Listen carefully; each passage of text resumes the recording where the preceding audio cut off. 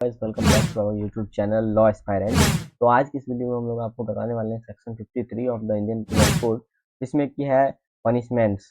Punishments क्या क्या है अकॉर्डिंग टू आईपीसी सेक्शन 53, चलिए जानते हैं। तो कहा गया है the punishments to which offenders are liable.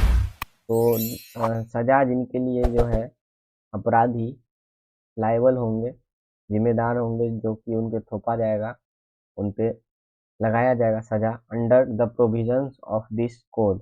इस कोड के प्रावधानों के अंदर, इस कोड के तो आईपीसी के प्रावधानों के अंदर जो भी सजा एक अपराधी को दिया जा सकता है आर है क्या। फर्स्ट है डेथ।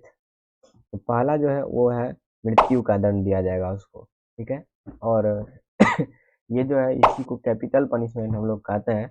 और ये जो है रेयर ऑफ द रेयरेस्ट है इंडिया में डेथ का जो सेंटेंस है, डेथ का जो ये सजा है, पनिशमेंट है, बहुत ही कम लोगों को मिलता है।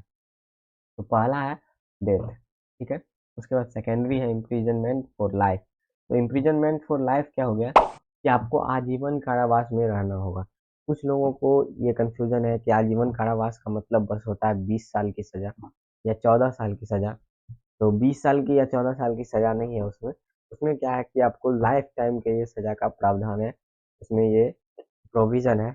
लेकिन क्या होता है कि अगर आप गुड बिहेवियर रखते हैं तो 20 साल के बाद, आप 14 साल के बाद लोग फाइल करते हैं कि हमें रिलीज कर दिया जाए, अब से ये सब नहीं होगा, जो भी हमने किया उसको उसका हम लोग को रिग्रेट हो गया है। तो ऐसा करके कोई एक फाइल होता है यहाँ वो मजिस्ट्रेट के सामने, और वो अगर समझते हैं कि इसको रिलीज करना सही रहेगा तो उसको वो रिलीज कर देते हैं। तो अक्सर 20 साल के बाद लोगों को रिलीज कर दिया जाता है अगर कुछ उनका जो भी अप्रोप्रिएट बिहेवियर रहा उस 20 साल में अगर जेल के अंदर। तो इसी वजह से लोगों को लगता है कि life time imprisonment imprisonment for life जो है वो 20 साल का ही होता है, लेकिन ऐसा कुछ नहीं है। उसमें प्रावधान है कि आपको लाइफ टाइम के लिए जेल में रहना पड़ेगा टिल योर डेथ। जब तक आपका मृत्यु नहीं हो जाता आपको जेल में अपना समय गुजारना पड़ेगा, ये प्रावधान है। उसके बाद देखिए, सेकेंडरी आपको मैंने बता दिया। उसके बाद यहाँ है फोर्थली। फोर्थली क्या है? तो फोर्थली है imprisonment which is of two descriptions.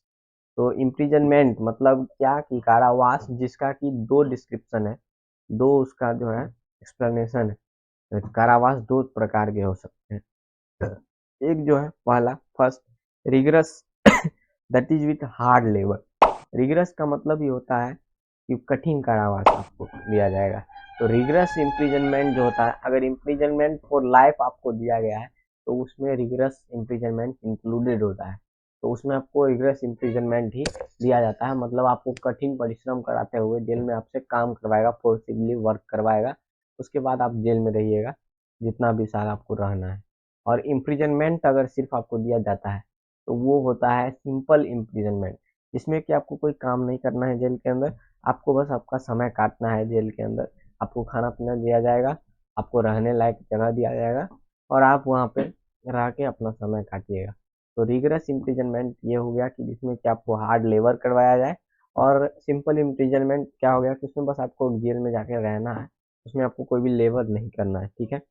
हो गया, तो ये आपको क्लियर हो गया होगा। उसके बाद फिफ्थली जो है वो है फोर्थ फीचर ऑफ प्रॉपर्टी। तो फोर्थ फीचर ऑफ प्रॉपर्टी क्या होता है?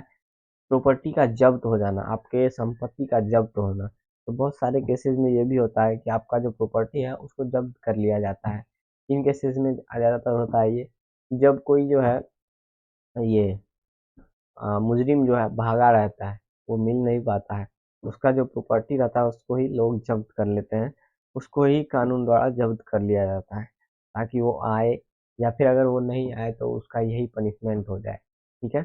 और भी बहुत सारे केसेस में ऐसा किया जाता है। फोर्फीचर ऑफ, अगर आपने कहीं पे इलीगल प्रॉपर्टी बनवा के रखा हुआ है, ठीक है, तो उसको उसको भी फोर्फीचर किया जाएगा, उसको भी जब्त किया जाएगा। उसके बाद सिक्सथली जो है, फिफ्थली के बाद सिक्सथली जो है वो होता है हमारा फाइन। तो अगर आप कुछ भी करते हैं तो फाइन तो बहुत सारे ऐसे हैं जो बहुत सारे इसमें हैं, जैसे कि आपको इम्प्रिजनमेंट भी हो सकता है, फाइन भी हो सकता है, ठीक है। तो उसका तो वो बहुत जगह यूज किया जाता है फाइन का, मेनली ये सबसे ज़्यादा सिंपल है और इसका यूज बहुत जगह किया जाता है, ठीक है। तो इतने ही प्रावधान है आईपीसी में पनिशमेंट्स के लिए। इससे हट के कोई भी जज आपको कोई भी पनिशमेंट नहीं दे सकते हैं। इन्हीं के अंदर उनको आपको पनिशमेंट देना होगा। ऐसा नहीं कि आपको कोई जज बोल दे अगर कि इसको 4 मतलब लेटा करके कोड़े मारो, ऐसा कोई भी प्रावधान नहीं है। या फिर इसको मतलब क्या कर सकते हैं कि समझ लीजिए डंडे लाठी से पिटाई करो इसकी, या फिर गोली मार दिया जाए इसको, या कुछ और, ऐसा कुछ नहीं है। हर चीज के लिए प्रावधान है। तो यहाँ पे जो है प्रावधान 6 प्रावधान है इसमें, कानून में, आईपीसी में, कि इसी 6 प्रावधानों के अंदर ही आपको सजा देना है। इससे हट के कोई भी आपको कोई सजा नहीं दे सकता है। कोई भी जज, कोई भी मजिस्ट्रेट आपको इससे हट के सजा नहीं दे सकते हैं। ठीक है, तो क्या क्या सजा है आपको? या तो डेथ का सेंट दिया जाएगा, जिसको हम लोग कैपिटल पनिशमेंट भी कहते हैं। उसके बाद इम्प्रिजनमेंट फॉर लाइफ आपको दिया जा सकता है। ठीक है, जिसमें कि रिगरस इम्प्रिजनमेंट इंक्लूड रहता है, जिसमें कि आपको लेबर के साथ लाइफ टाइम आपको जेल में रहना पड़ सकता है। ठीक है, इसमें आपको हार्ड लेबर भी करना पड़ सकता है, पड़ेगा, पड़ सकता नहीं है। रिगरस इम्प्रिजनमेंट अगर है तो आपको हार्ड लेबर करना पड़ेगा। और एक है सिंपल इम्प्रिजनमेंट। तो सिंपल इम्प्रिजनमेंट में होता है कि आपको कोई लेबर नहीं करना है, बस जाके जेल में अपना समय काटना है। उसमें आपको जितना सिंपल इम्प्रिजनमेंट जो है उसका ईयर निर्धारित होता है, इतना साल तक आपको जेल में रहना है। किसी का 5 ईयर्स, किसी का 7 ईयर्स, किसी का 10 ईयर्स, ऐसा उसमें डिसाइडेड रहता है कि आपको इतना साल जेल में रहना है। और वो सिंपल इम्प्रिजनमेंट है, तो उसमें आप कोई भी लेबर नहीं करना जेल के अंदर, बस आपको रह के वहां से आना है। उसके बाद है फोरफीचर ऑफ प्रॉपर्टी, तो प्रॉपर्टी का जब्त हो जाना। उसके बाद फाइन।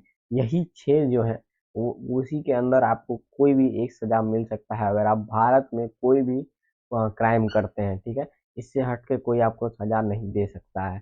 तो उम्मीद है कि इस वीडियो में मैंने जो भी आपको समझाने की कोशिश की है आपको समझ में आया होगा। अगर आपको समझ में आया है तो इस वीडियो को लाइक करिए, वीडियो को शेयर करिए, हमारे चैनल को सब्सक्राइब करिए और हमारे और वीडियोस को भी चेक करिए। तो चलिए मिलते हैं अगले वीडियो में किसी और नए सेक्शन के साथ। तब तक के लिए गुड बाय, जय हिंद।